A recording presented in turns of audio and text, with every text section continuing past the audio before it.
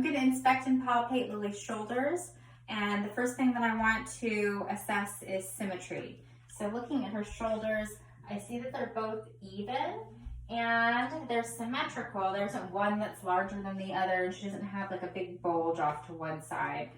So I don't see any signs of dislocation. The next thing I want to do is look for redness and irritation, swelling, and warmth. Do you have any pain when I'm pushing down on that? No. Yeah. I don't see any signs of redness, swelling, irritation, and her shoulder is not warm to the touch. The next thing I want to assess is range of motion. So go ahead and stand up, and we're going to have you with straight arms. Yep, you're going to go all the way up to the ears and then back down again. And one more time. And back down.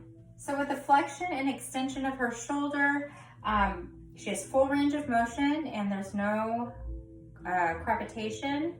And we're going to continue on with the range of motion assessment. So go ahead and stand up.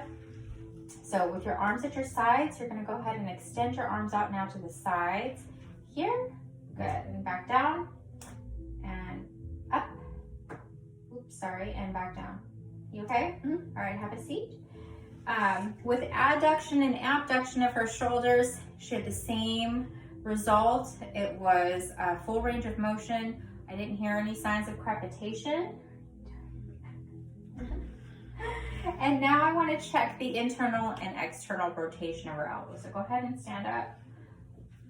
I'm going to have you with your hand, kind of like a knife here. I'm going to have you go down and then back up again, and then back down and up. And let's do the other arm. Good. And have a seat.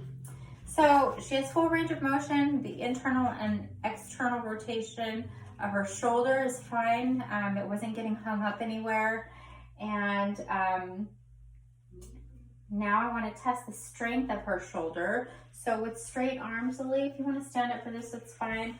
I'm going to have you extend your arms out in front of you. I'm going to push up on your hands, and you're going to use your shoulders to push down and counteract that movement or that motion. Ready? Go. Nice. And now we're going to switch the direction. So I'm going to have you go palm up here. And now just try to push up on my hands using your shoulders. Good job. All right. So I'm going to give her a 5 for strength. And that's the assessment of her shoulder. The next thing that I want to assess is Lily's cervical spine. So go ahead and stand up. So I'm going to need you to just move your hair out of the way. Good. Okay, so looking at her cervical spine, so go ahead and bring your chin to your chest. It's nice and straight, and I'm also going to check the bony prominence over here at C7 and T1. Does that tickle? Mm-hmm. Okay, and it tickles her, which is a good sign. Did it cause any pain? No. And it didn't cause any pain. There wasn't any redness, swelling, irritation, and it wasn't warm to touch. Go ahead and have a seat. And the next thing I'm going to do is check range of motion for her cervical spine. So we'll go ahead and bring your chin up to the sky, the ceiling, and then look down. Good, look back up and down. And then the next thing I want to do is check the lateral extension and flexion. So looking straight ahead, I'm going to have you bring one ear to your shoulder without raising your shoulder. Come back up. And then the other side, and then come back up. So she has full range of motion there. And now I want to check the rotation of the cervical spine. So go ahead and look to the left, and then look to the right once more, left to right. Good. And she has full range of motion in her cervical spine. And that's it.